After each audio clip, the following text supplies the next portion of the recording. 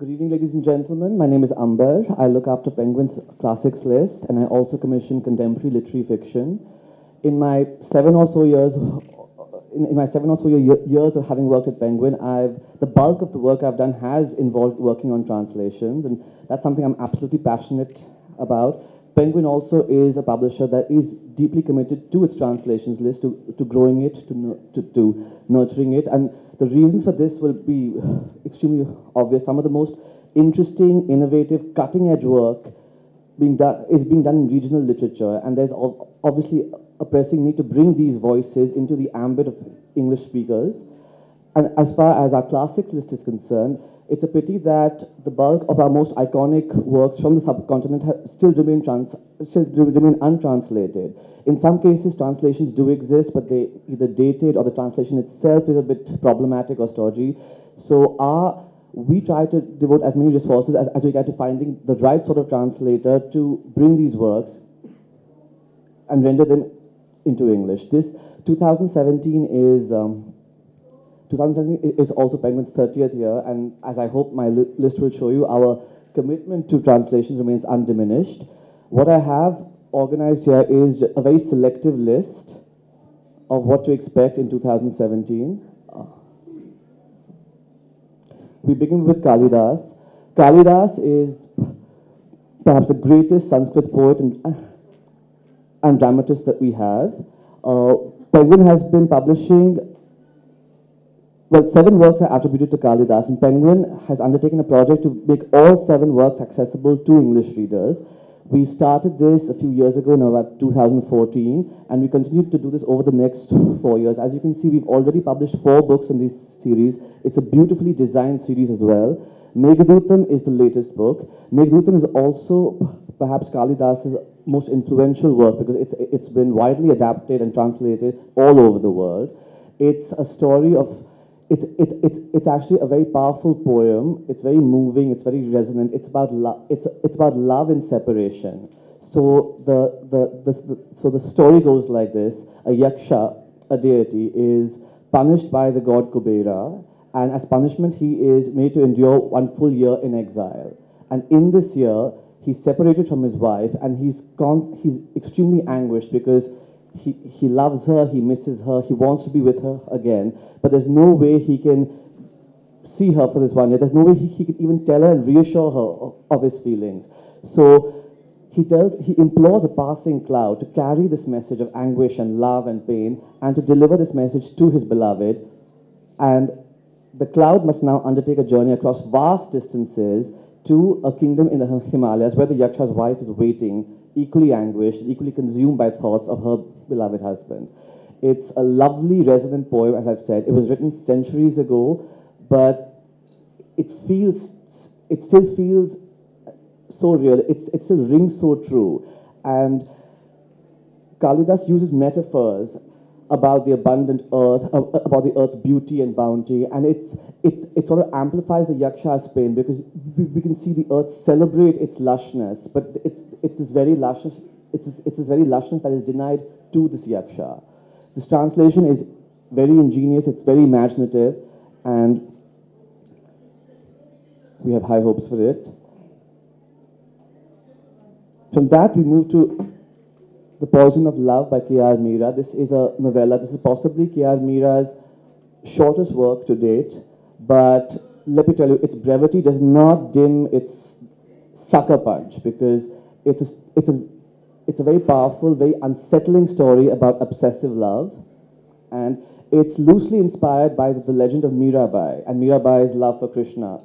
So it takes the story of a woman who loves a man who doesn't love her unconditionally, but she loves him unconditionally, and what happens to her. And so the story is about Tulsi, who meets Madhav, and she's immediately attracted to him.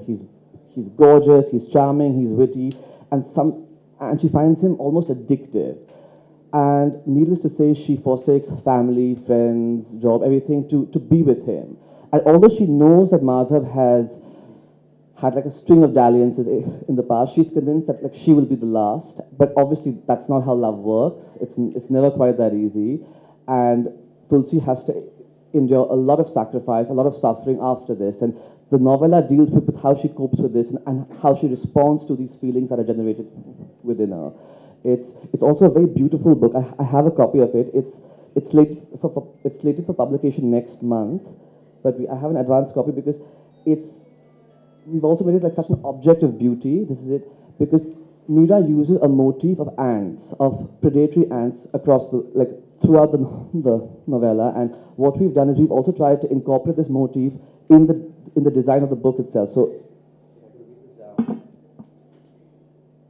this is serene and beautiful, but you open it and you can see the ants. And with each chapter, the number of ants also increases, and it sort of, as the tension in the story mounts, this also threads that along, and I think the combination of the two is just amazing. I'll go on to the next. Oh, sorry, I didn't.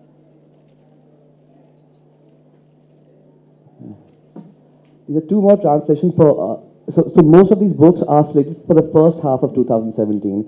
There's Dasta-e-Gadar, and there's a selection of poetry by Faiz Ahmed Faiz. Dasta-e-Gadar is it's quite wonderful because it's a unique eyewitness account of the 1857 revolt. It was written by Zahir Dehelvi, who was a young official in Bahadur Shah Zafar's court at the time. He was witness to this uprising. He lived through the madness of those days. He was also an accomplished poet in his own right. And so this is a memoir that he penned towards the end of his life, after he went to Hyderabad and settled there. But it really brings to life the brutality, the violence of what happened. And it is the most richly detailed surviving account of the uprising. It not only conjures a sense of a fading Mughal world, but also the rupture that happens when the revolt breaks out, the brutality of it, the bloodshed, from the murder of the British resident to the slaughter of the European men and women who were sheltering inside the Qila, also to Bahadur Shah Zafar's entreaties to the rebels to not resort to violence, and his helplessness as they just took over the Qila. And it also talks very crucially about the plight of those who managed to escape the slaughter and bloodshed afterwards, and what happened to them afterwards.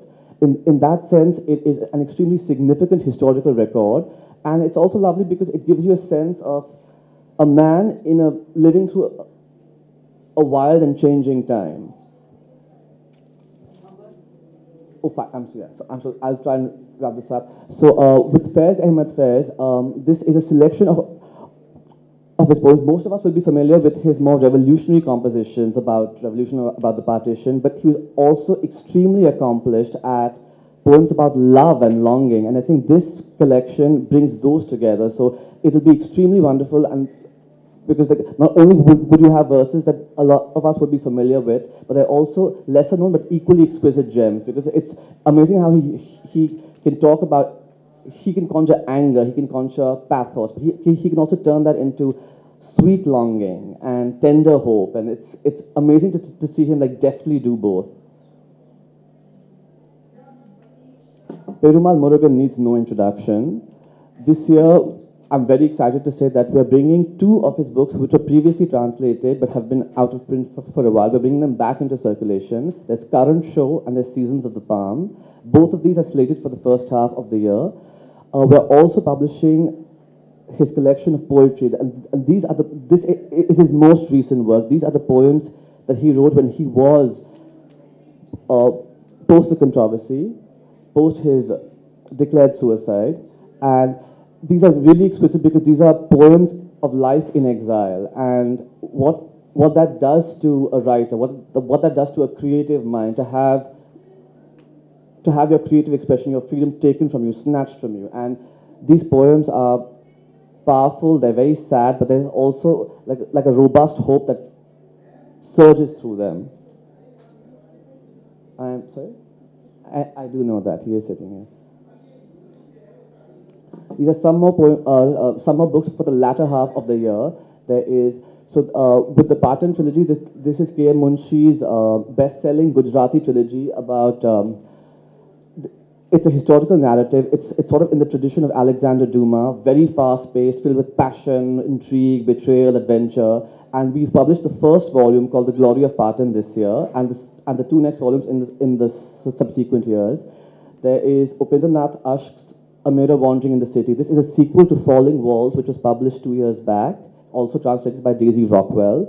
Falling Walls is part of a 6-novel cycle. This is the second novel in that series. And it starts immediately where the first novel ends, and it takes the protagonist Chetan, and it's a massive book. It explores one day of his life in the city of Jalandhar, and it's a book that's as much about the man as it is about the city. And we'll end the year with the complete Premchand short stories. This is every short story that Premchand ever wrote. He wrote in Hindi, he wrote in Urdu as well, and we're going to bring all these, so it'll be a magnificent box set.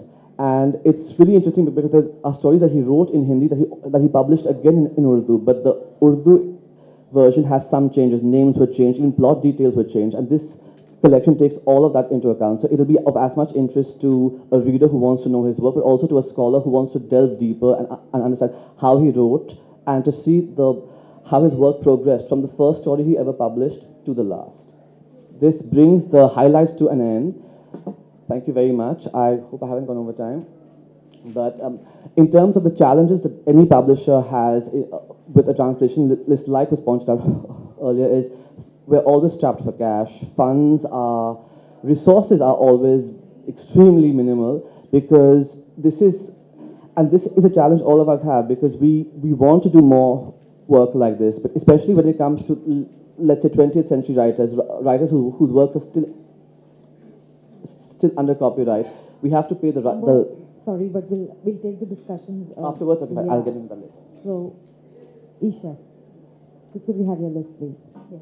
I did not make a presentation because I was said that I'll get 8 minutes and I have 12 books to talk about. So I'll just try and keep it short. My publishing house, B Books, is primarily an English publishing house, but my background is of a Bengali publishing house. I'm the 4th generation into publishing, and we've got a huge title list of Bengali books. Now the idea is that, not going into any controversy of literature, Bengali as a language and the contribution towards literature has been huge, in the sense that the range that Bengali literature offers in terms of short stories, novels, novellas, poetry is huge. And so what we've tried to do with this series is that we've named it 120 years of Bengali literature, starting from 1900s to present, 2017, in association with Arunava Sinha Translations. We've selected one author, each from each decade, like 1900 to 1910, 10 to 20. Authors who were pioneers in their own right, but they were living in the shadow of maybe a more famous author, a little lesser known. And we've also tried to select the titles which were not either published in forms of books, maybe they were published in magazines or anthology, and that also were not as, as mainstream writing that they were known for.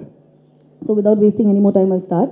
From the 1900 to 1910, we've selected Abanindranath Thakur. I'm not going into giving the details of the book that we've selected, but the details of the author, why we went ahead selecting him. So basically, Abanindranath Thakur was also known as Abun Thakur, was a nephew of Rabindranath Thakur, and he was a painter. He's the one who basically started the Bengal modern painting in Bengal, which again went on to become the Indian modern art. And it's known that in Bengali, it said that uni chobi likhten, in the sense that he would write painting. It was the writings were so vivid that one could actually picture every frame of his writing. That was his uniqueness, that was his style of writing. From 1910 to 1920, we selected Prabhat Kumar Mukhopadhyay. Now, he was a contemporary to Rabindranath Thakur, and hence he was not very famous in terms of commercially, I would say. If somebody has watched the movie Devi of Satyajit Ray, it was adapted from his writing. His novel that we have selected has been adapted into a drama, has been adapted into films, and the speciality of his writing is that, coming from a time which is 1910 to 1920, there were a lot of social issues, there were superstitions, but his style of writing was very anti-superstition, in the sense that he would not refer to these superstitions, he would not write about these, so which in a way was also contributing to the society in bringing in a reform. From 1920 to 1930 is Premendra Mitra. Premendra Mitra is a very popular author in Bengali and popularly known because of his series of Ghanada, which has been extensively translated and Major Kotta. But he was basically a pioneer in many ways. He was a pioneer of prose poetry. He was a pioneer of science fiction writing in Bengal. Because he himself he studied medicine for a while, and then he went on to writing. So he brings in science fiction. His style of writing for that time, there was a sharpness, there was a wit in his writing. It was very, very contemporary, the way he wrote. One more, just an information, Premendra Mitra was basically the pioneer of prose poetry, although Rabindranath Tagore is known to be the pioneer, because Rabindranath Tagore actually published the book Punoshcho before Premendra Mitra could publish the book. So the published book is of Rabindranath Thakur, but Premendra Mitra started writing prose poetry almost 5 years before Rabindranath Thakur in different magazines. The book that we've selected is not even a form of a book in Bengali. It's part of a larger anthology, but it can be published in form of a book, so we've gone ahead doing that. From 1930 to 1940, we selected Jibanananda Das. Now, Jibanananda Das is very, very famous poet. He's almost, he's the face of Bengal poetry. People say that in Bengal that he almost came in to fill the void that Rabindranath Thakur had created. I mean, when post Rabindranath Thakur. But what people don't know, I mean many don't know, is that he was also an excellent novel writer. He was a very shy person. He died of a tram accident. He would not publish his novels and short stories, basically. He would keep them, and post his death, post his death, I'm almost there. All right, so basically we selected one of his novels, which is a very interesting novel. 1940 to 50, there's Shotinath Bhaduri, who's again written pseudonym of Chitragupta. He was in Congress, and therefore he was jailed a few times, and his writing is pretty satirical for that point of time. And the novel that we selected is also a pioneer in the sense that it tracks the one night of a terrorist in a jail, and the entire novel is based on that. From 50 to 60, it's Ashapurna Devi. Ashapurna Devi again is a very well-known face of Bengali literature. The only thing that needs to be mentioned is that she was self-educated. She came from a very conservative family. She was not allowed to go out, not get into a school. So she was self-educated. She learned from her brothers, and her writing is one of the first women writers who came up with issues of gender bias and bringing in equality. One of the main points of her writing is that she tries to issue social reform, not in a Western way, but in a modern Indian manner. Then from 60 to 70 is Prafulla Roy. He's basically a very unknown author who's been writing. I mean, he's got, I don't know how many, 250 titles to his credit, but 250 short stories, novels and all, but he's not very well known. He is one of a kind of travel writer in Bengali. He writes fiction, he writes non-fiction. He extensively travels. In the 50s, he's traveled to Andaman, he's traveled to Nagaland. The book that we selected is basically an account of Nagaland. And there has been nothing after him, post his writing of that story, that has been published in Bengali on Nagas, the real account on Nagas. The next is from 70 to 80s is Shyamala Gangopadhyay. Very vast range of writing, urban and rural. He writes on themes which are larger than life, but his approach towards writing is very concise, very modern, postmodern writing, and very powerful author. From 80 to 90s, it's Shondipan Chattopadhyay. Shondipan Chattopadhyay also came at a time when Shunil Gangopadhyay, Shondipan Chattopadhyay, all are contemporary. Shunil Gangopadhyay is very famous, but Shondipan Chattopadhyay was one of the pioneers of the Hungry movement in Bengal, which basically challenged every kind of writing that was pre-existing at that point of time. And they brought in a significant amount of, they contributed significantly to the language and idioms in Bengali. His writings are mostly anti-establishment, which makes him, a very unique author in that sense. From 90s to 2000 is Bani Boshu, extremely strong author, powerful writing. Her specialty is that she writes on issues in Bengal, but she does not limit it to only Bengalis. She writes about the multiracial, multicultural and multilingual society of Kolkata, from Marwadis to Parsis, across. And she can write on poetry, she can write on any theme. From 2010 to 2010, almost there. 2000 to 2010 is Nobanika Devchen. Again, needs no introduction. Very powerful author. She reads 6 languages. She's a Harvard scholar. So she is a true international author. When she writes in Bengali, it is not Bengali that you're reading. The themes are international. The way she writes is international. She's extremely aware of international authors, and therefore that kind of reflects in her writing.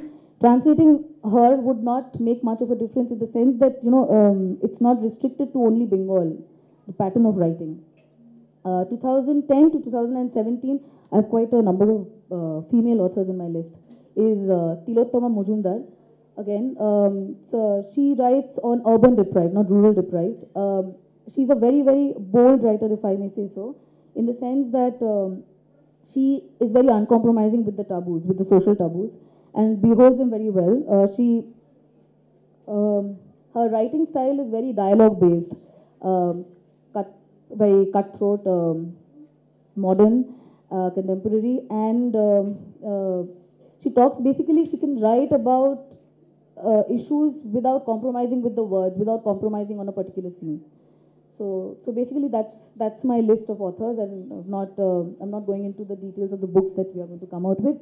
We will do 4 books a year, so it's basically a list for the next 3 years that we'll be doing. Wow.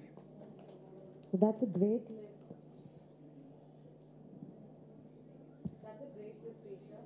I think you were very clear and crisp with the description. So I wish we could see the covers though, the Bengali covers. But anyway, that's for the next time.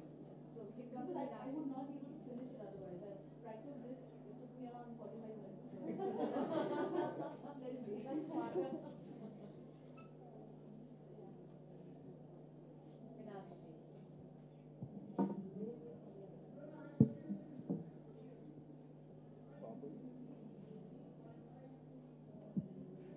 So I won't say why we publish translations. On some days I think I should dump it, but on most days I go back home a very happy person. That's why I publish translations. I'll move very fast. No, it's not working. Maybe the signal, yeah. No.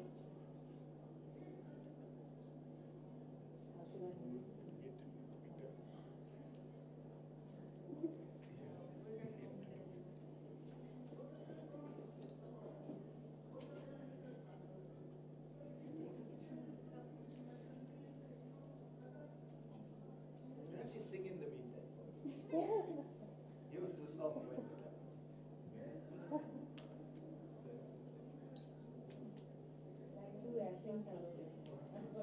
It's the translation.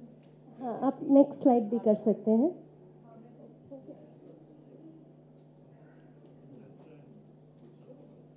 So the imprint is called Harper Perennial.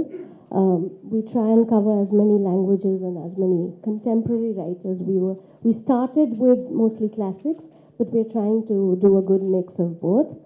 Our translations come with a PS section at the end, which has conversations between writers and translators, writers and critics, essays on the books and other reviews. I've been getting good, it gets us a lot of response from our readers because it brings the reader close to their favorite writers. So some of the writers we publish. I'll show you these reviews because there's a purpose. We get a lot of good reviews. Most reviews are very favorable, but when it comes to sales numbers, we feel very discouraged looking at them. We'll talk about that later. I'll quickly tell you about some of the books that we recently published and a couple that we're going to do until July. So Shehenshah is a Marathi classic by N.S. Inamdar, who wrote huge historical novels, 16 of them. Bajirao Mastani recently, the film was based on Rao, his novel. Coming from a Marathi writer, this book surprises you because it takes a very, it describes Aurangzeb very sensitively about his, it says that he was not as intolerant as he was portrayed to be, because he's just carrying forward a tradition that the traditional Mughal rulers. And he was a warrior who fought at the age of 82. He fought against the Marathas at the age of 82, spent the last 26 years of his life fighting wars. So it's an interesting read and has been doing very well, surprisingly. We've sold about 4,000 copies in the last 4 months. Oh, yeah. Liberation of Sita. Volga is here. I think she had 2 sessions today and yesterday. Telugu, translated from the Telugu by Vijay Kumar, who runs the Hyderabad Lit Fest. This is Sita's Ramayana. It's a smart retelling. Sita is the hero of this novel. The novel is a collection of stories in one sense. It is a dialogue between Sita, and each chapter is a dialogue between Sita and a minor female character from the epic.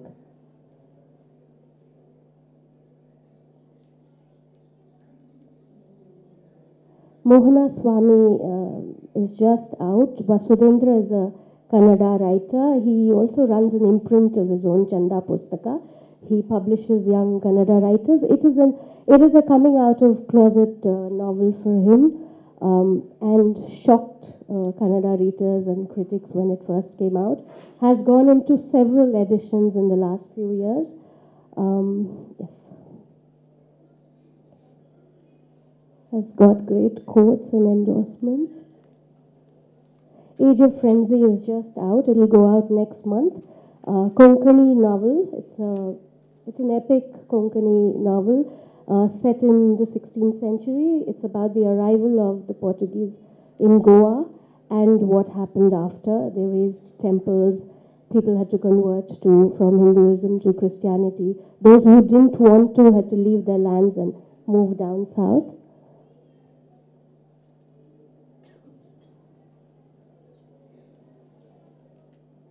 7 6s are 43. Very excited to be reissuing this. It was with Katha, published by Katha about 10 years ago.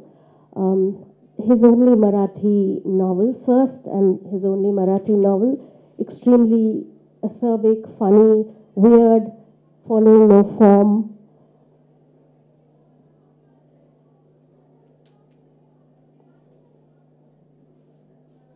Alia is Sedhu Madhavan's Malayalam novel. Alia means to return, not to return, but to go upwards, to go back to Israel. It's set in Mattancherry in Kochi, the Jew street, and it is about, the story is about a family which is torn between whether to go back to Israel or stay back, because this is the land of their origin. Their homeland was never really theirs because they never went, but now they have to decide between staying back or going to Israel.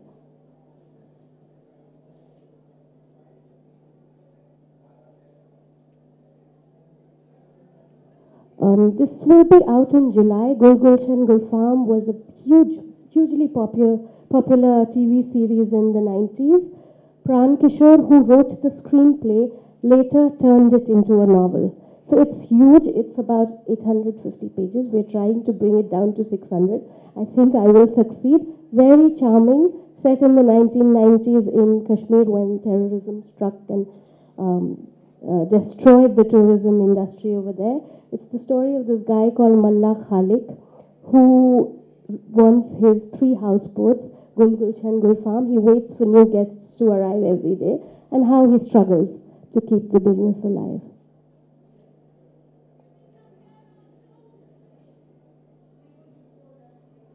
Thank you. Thank you. Thank you, Minakshi. Hello, hello.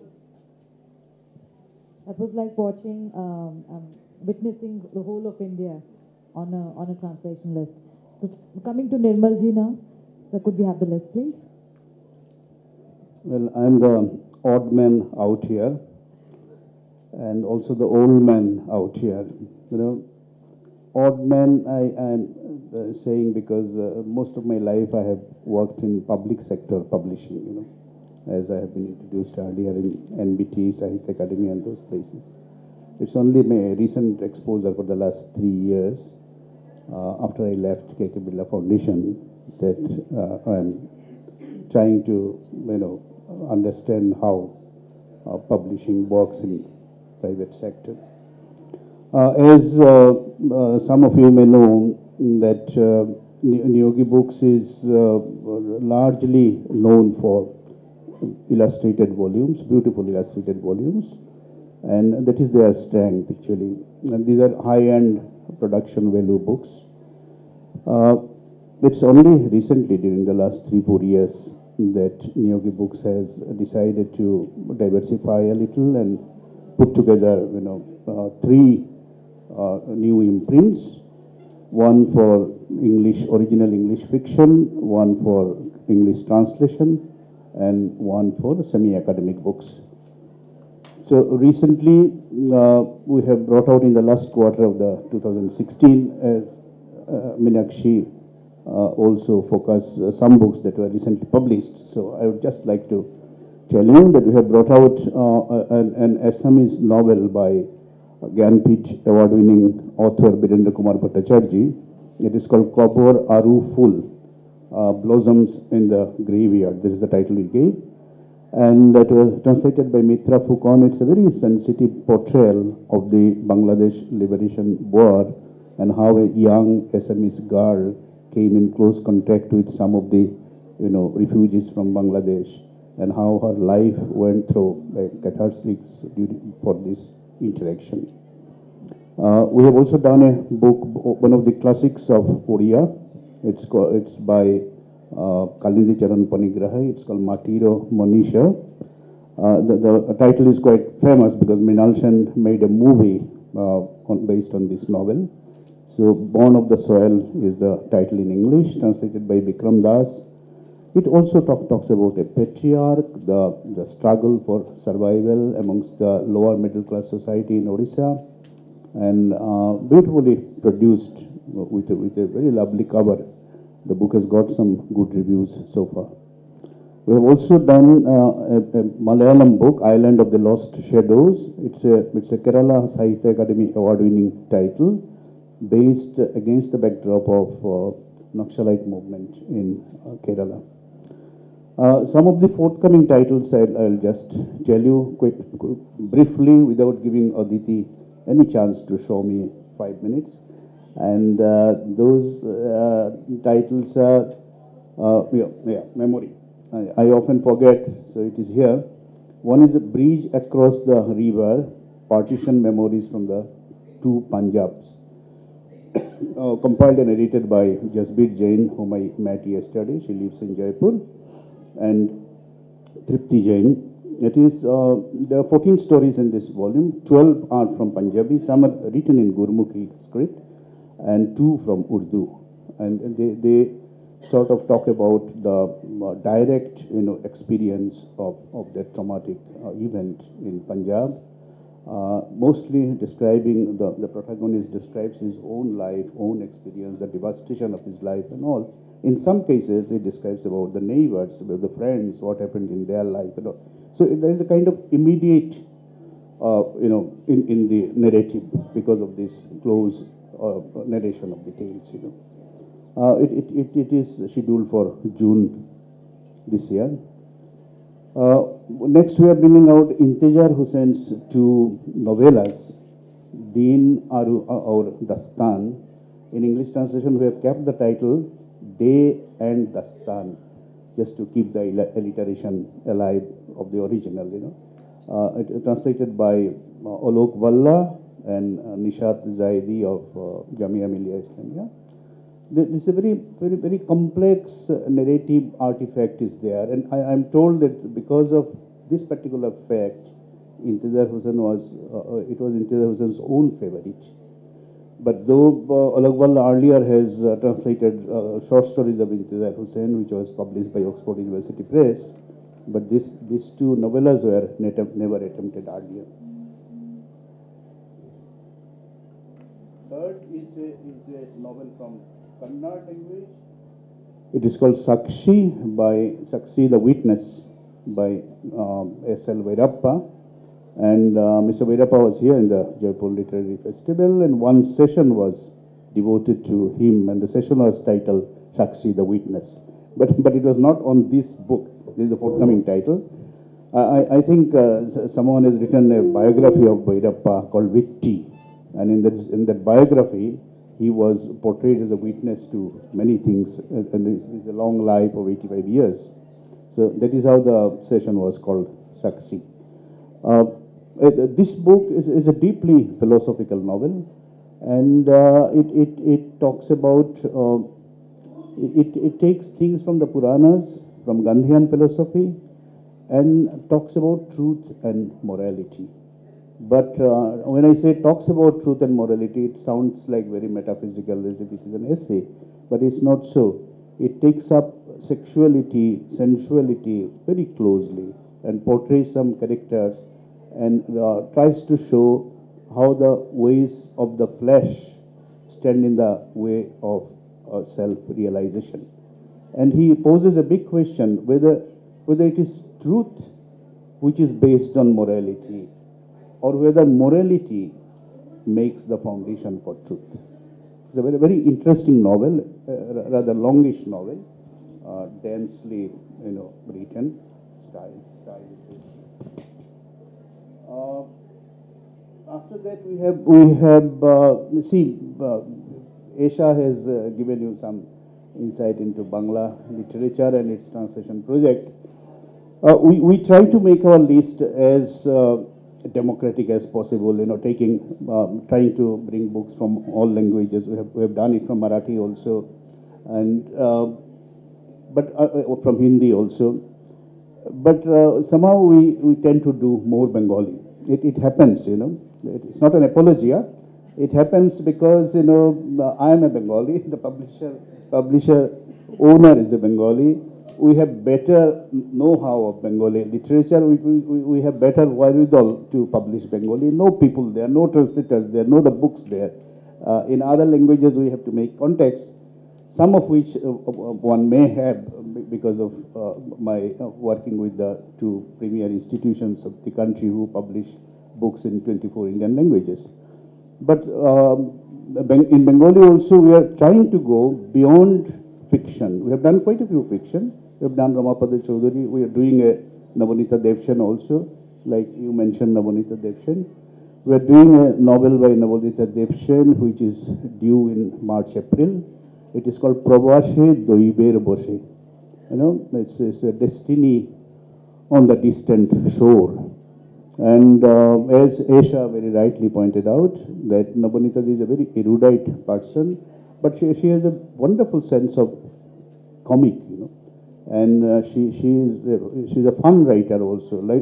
She writes wonderful travelogues which tickles your funny bones, So okay, so that's the problem, when one starts to talk about these things, one goes on and on. So how many minutes? Okay, so this book is quickly telling you. This book is drawn from the real life experience of Navanita Devshan, once having been to erstwhile Czechoslovakia on a poetry conference, and her experience there, her liaison with a male counterpart, and also constant dialogues and discussions on how communism, socialism, liberalism impact the life of the individual, impact the relationship of one person with a foreigner or people of the foreign country.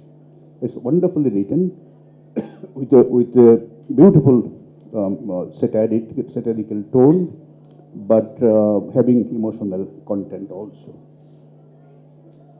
Then we are in the non-fiction Bengali, two books I'll just like to mention. One book is it's on the bowls, fakirs and dervishes of Bengal. It is called Along Deep Lonely Alleys, Gobhir Nirjan Pothe, originally written by Sudhir Chakraborty, translated by Utpal Kumar Banerjee. I forgot to mention that Navonita Devchand's novel was translated by Soma Das, who is a free translator based in London. And this one takes up the life of these wandering minstrels, and it's an outcome of 2 decades of research by Sudhir Chakraborty, and a study in the rural cultural anthropology, study in the folk social customs, and interspersed with a lot of folk music and folk poems and tales. Another non-fiction we are publishing is from the author of Bangladesh. His name is Ghulam Murshid, who is a very famous scholar and presently a fellow in the SOAS in London.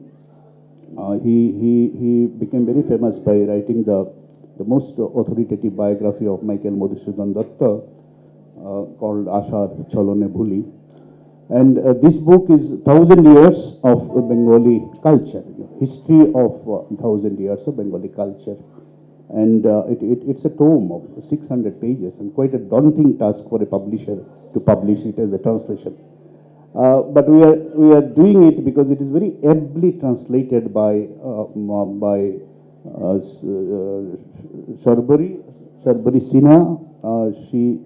She's a journalist in the front line and stationed in Chennai.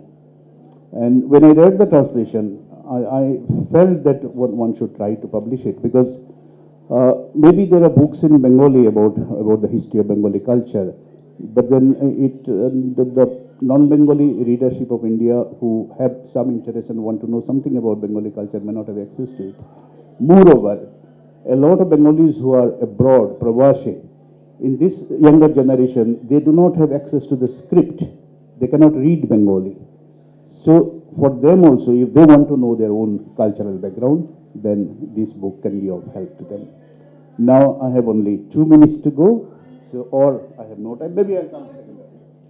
It's okay. Thank you so much, sir. We'll come back on the discussion. So I request Ravi to please present.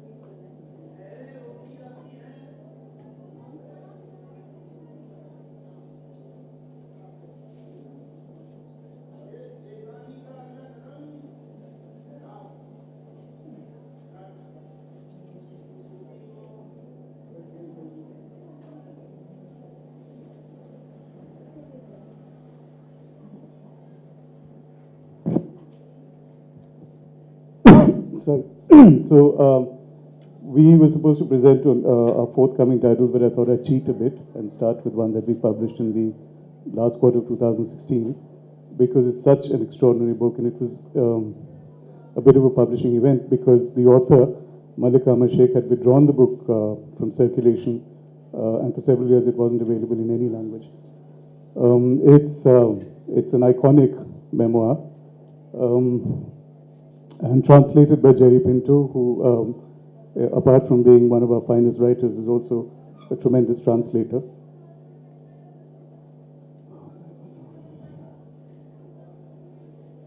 It's long been considered a classic of Marathi feminist and Dalit literature. But also, it's an unusual love story because it's a difficult love, and it isn't the love of romance where of beautiful settings, but it's love that happens in almost poverty when they marry. It's also across class, across caste. She married Namdev Dhasu, this revolutionary Dalit poet, a fiery poet and personality, when she was barely out of school, and it turned out to be a very difficult marriage. It was a love-hate relationship, but it endured till the end, and when he was very ill and dying, they got back together, and she took care of him. And she never lost sight of what he was doing. She had great respect for what he was doing, but he was a failed lover and husband. So a very, very powerful, kind of lacerating memoir.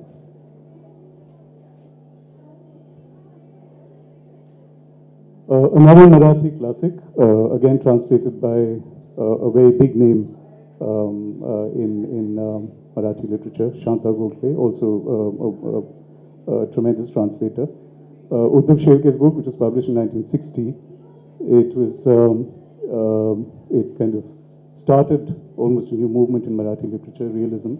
You could think of it as, Mother India, the film, without the piety and without the romanticizing of rural India. And the central character really is truly, truly remarkable.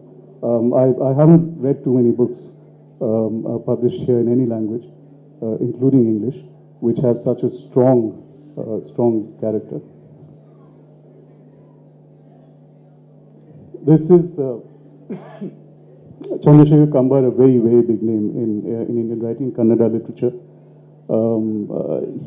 This is his new book, just published in Kannada, and we are publishing the English translation. It should be out in April. Very relevant because it is most of his books are set in this fictional village called Shivapura, and this one very relevant again because, as always, he draws upon folklore, modern and ancient folklore, to paint a picture of society. It's pastoral in many ways, but also towards the end there is, to the latter half of the book really is about how about the village is losing out to the forces of globalization, market-driven growth. We hope that this will, we have big hopes because in very few cases, any of us publishers are able to publish a translation of a major work so close to its original publication. So we have hopes. Let's see what happens. Very, very excited about this book. It's one of the most powerful books published in Hindi in recent years. Non-fiction, you could call it a travelogue, I suppose. Is this writer, Anil Yadav, who was a reporter, went to the Northeast, had never been there, and went there and then just decided to stay there and write about the Northeast as nobody had written, largely because he thought that would get him, fame. He would become an extraordinary reporter. Didn't happen because the stories he brought back from there were stories that most people didn't want to publish, at least in the magazine and newspapers that he worked for. He put them in a book, an extraordinary book about contemporary India, very political. Also, it kind of, in the way it's written, it's doing something very, very new in Hindi literature. The translation is by a colleague, Anurag Basnet, so even more special. The tone really is what's extraordinary. He's opinionated, but also a man with a good heart and almost tragically sincere about everything. And also it questions many of the notions that we take for granted, even those who are very politically committed among us, we take for granted about India, even about the Northeast. So it is, well, I mean, for lack of a better word, let's say it's an indictment, not only about the Indian state and how it operates in certain areas, but also about the warring groups in the Northeast as well. Smriti Chitre, most of us would know of this, a classic of the genre of autobiography in India. It's been translated before, but all the translations that exist are abridged. And this, again, by Shanta Gokhale, also, again, a bit of a publishing event it will be because of the translator and also because it is the first unabridged English translation of Smriti Chitre. Unabridged not only in English, but also most of the Marathi editions that exist are also abridged. So she went back to the family and she worked with the unabridged. All she's done is she's only excised 3 chapters from the original 92.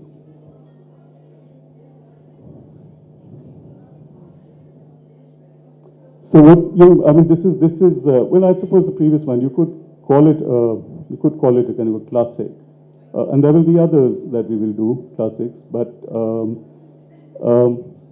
I suppose well, it was a kind of conscious decision to focus on contemporary literature, or at least from the, let's say, mid 20th century onwards. But as far as possible, we try and focus on contemporary writing, and again, this wasn't a plan that we had when we started, but this is how it's turned out, and I think it's a good thing, because most lists that we've done in the past are biased towards fiction, and there's a lot of fantastic work that is available in non-fiction, and that's what we try and highlight. This one again, extraordinary work, again translated by Jerry from Hindi, by Jerry Pinto. Swadesh Deepak, a very big name in Hindi literature. His play, Court Martial, has, I think, been translated, has been performed now over 4,000 times. There have been over 4,000 performances since the time that it was first written in stage. And he suffered from bipolar disorder, and he wrote this was his last work, and he wrote it after his final breakdown.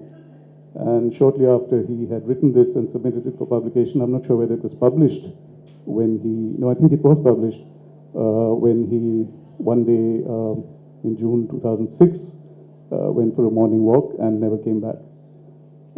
His son has written a very, very powerful piece in this book, A Book of Light, which was edited by Jerry Pinto, about people who have lived with mentally afflicted people in their families.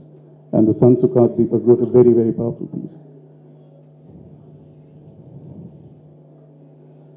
Again, another one that we're very, very excited about, because Indra Bahadur Rai is easily the biggest name in Nepali writing, and also a very big name in Indian writing in any language.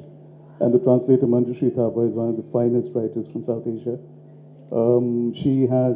She'd been meaning to do this for a very long time, but had resisted because she felt she wouldn't be able to do a good job. But she is now doing it. She's done the first draft, and we are editing it and hope to publish it towards the end of the year. This is a book.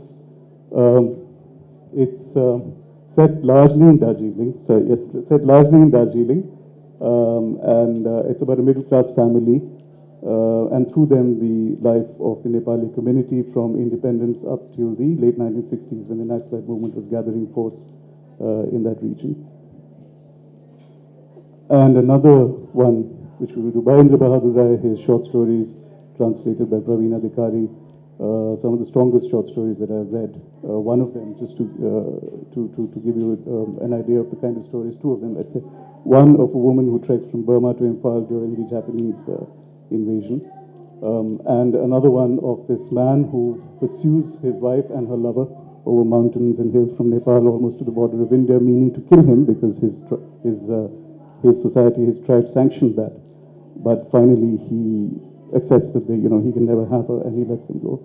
So hopefully we'll be able to introduce Indra Bahadur Rai to English readers in a manner that he hasn't been done before.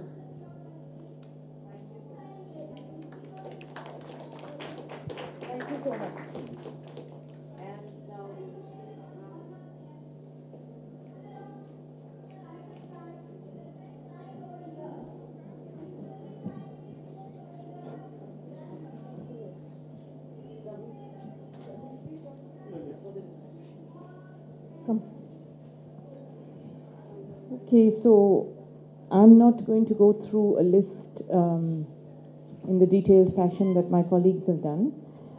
Just to tell you briefly that we will be working this year in several languages: Urdu, Assamese, Hindi, Bengali, and then a mix of other things which I'll explain to you the issues about. In Urdu, we are working on 4 volumes of Urdu writings by women covering a little over a century, and their volumes are divided into fiction, non-fiction, prose, two fiction volumes, 1 non-fiction, and 1 of plays. So it's a kind of historical thing, and some of the stories are really funny, really amazing. In one of them, a woman takes a man on an aircraft and hooks off with him and then spends the rest of the time frightening him by turning the aircraft upside down. She was the first woman pilot in India, so it's a story born out of real life. So in Urdu, we will do those 4 volumes. We will do a trilogy by the Pakistani writer Fahmida Riaz, who wrote 3 wonderful short novella type things, not quite novellas. When she first visited Bangladesh, when she came to India after visiting Bangladesh, because she spent a long time in India in exile from Pakistan, and when she went back to Pakistan. So it's like a South Asian trilogy that traces her work there. We will do a sort of memoir or autobiographical work by a writer we published before, Anjum Zamrud Habib, who's from Kashmir, and who wrote a prison diary for us about the 5 years she had spent in prison, arrested under the POTA, Prevention of Terrorism Act. And now she's writing a memoir which sort of maps what Kashmir has been through in the time that Anjum has grown up in that place. In Hindi, we do a large book which is a classic of Hindi literature by a woman called Chandrakanta, and it is called The Saga of Satisar. It is the Kashmiri Pandit experience of Kashmir, how the Pandits came, settled, what happened, and it goes through several generations. It's a massive book, about 600 pages. In Bengali, I'm very amused and interested to see that we're all chasing the same writers. And these writers, wonderful women though they are completely scatty. And I wouldn't be surprised if they have signed the same contracts with all of us. So maybe we should talk. So Nabanita Dev Sen, we are hoping to publish, we've been talking to her forever, and we are hoping to publish 2 of her books translated by her daughter, Bani Basu. And I have to tell you that we were the first people, I hate saying this, but sometimes I like saying it. We were the first people to publish Bani Basu in English many, many years ago. We translated Pishima when nobody was publishing her in English. Now she's much sought after. So there's a possibility, but it's not certain. It's actually Arunava knows this. You formed a company called Arunava Translations. Acha, no. Okay, I was a bit but it's just so. Anyway, I'll not talk in too much detail about that. The book I'm really excited about, but is also quite interestingly problematic, is a novel translated from Assamese, which is, we are told, and there's no way of telling whether this is actually correct or not, the first LGBTQ novel to be written in Assam. It's by a psychiatrist who works with people and is especially addressing issues of sexuality. And it is a rather wonderful novel, except that it's in 3 parts, and the 3rd part is quite problematic. So the translation shows. So the question before us as publishers is, it's an already written work. Do you go back to the author and talk about the possibility of actually structuring the 3rd part well enough to integrate it into the first 2? Or do you take it as a finished work and stick with the integrity of the original work? And I don't have the answer to this. We are talking to the author. We are trying to see what the translation is complete, but we are trying to see what she will say and how she'll feel about it. Because it's a psychiatrist story of, and the 3 parts don't connect. The first is about a relationship between a sculptor and a critic of his, and the second is a relationship between an army wife and a woman she falls in love with, and they leave and go away. And the third is about a young man caught in the web of sex and drugs and not really knowing what his sexuality is. His body is exploited by other guys, and he kind of yearns to be, within quotes, normal. So in a sense, the morality of the normalcy defeats the adventure of, or the courage of the first 2 parts, the way it's expressed. So I'm not exactly sure what we make of it. Can you give us the name of the author? Avatikeshwara, Dr. Avatikeshwara Datta. That's what she calls it. She once calls herself the doctor. And the translator is called Agomoni Chetri. Then I wanted to mention that because we are feminist publishers, because we see it as our task to create an archive of women's voices and of women's stories, we do a lot of publishing of books that are not the kind of books you've seen, that will not sell 4,000 copies, that are not classics of their time, but that are important marginal voices. And these are often books that are memoir, autobiography, biography. So we have a lot of these with us, and we have to just see how we will publish them. They'll be very small numbers, but they're just important to build up the archive of women's histories. And the issue before us as feminist publishers with this kind of politics is always, should we or should we not be doing these books, which may sell only 500 copies, or which may sell 1,000 copies, but they will certainly not go beyond that, and those 1,000 copies will sell over a period of 3 years. So there is a lot of investment to be made in translating these books, but the question is, do we or do we not do them? We almost always end up doing them. And there is a book which we will be publishing this year in June, which is a translation of, I mean, it's like so small. It's a Tamil Jain woman saint. Nobody even knows if she existed. But there is a body of poetry by her, and there is a way in which the rebellion she made within the Jaina tradition in Tamil Nadu is very important. Now, we will be publishing her book with the translation of her poems. I don't know if we'll sell even 10 copies, but it's just something that we feel we should do, and it's important to do. So for us, really, I wanted to talk more about the issues than about the actual books. And the issues are always how to get women's voices out there, how to find good translators, whether to go back to the original, as I said, and talk to the writers, whether to live. So, for example, Arunava knows this, we have a Bani Basu translation which has been with us for a long time, but it's not a great translation, whether to improve it or to commission another translation, because you really don't know until you get the translation in hand whether it will be up to scratch or not. Not everybody can work with Jerry Pinto, who will deliver wonderful stuff, and there aren't that many translators who are really skilled in moving into the language into which they're translating. They may be very close to the language to which they belong, but moving into the language in which they're translating is tough. And because we as Indians think English is a first language with us, then all translators think they can do a wonderful job, but they end up not doing it. When they submit a chapter or two to you, it may be quite good because they've had it vetted and they've seen it, shown it to people, etc., and they worked on it. But when they submit the whole translation to you, then sometimes the issue is how much work do you put into it, and sometimes it's a hell of a lot of work in order to improve it. And it's not really, the economics doesn't work. So the Pandit novel, The Saga of Sati Sir from Kashmir, I've been working on it for a year. I've edited it about 6 times because I just believe it's an important voice to have out there. But in terms of money, it's complete madness. The economics doesn't work out, but it pays back in other ways. Thank you. Thank you so much, Arati.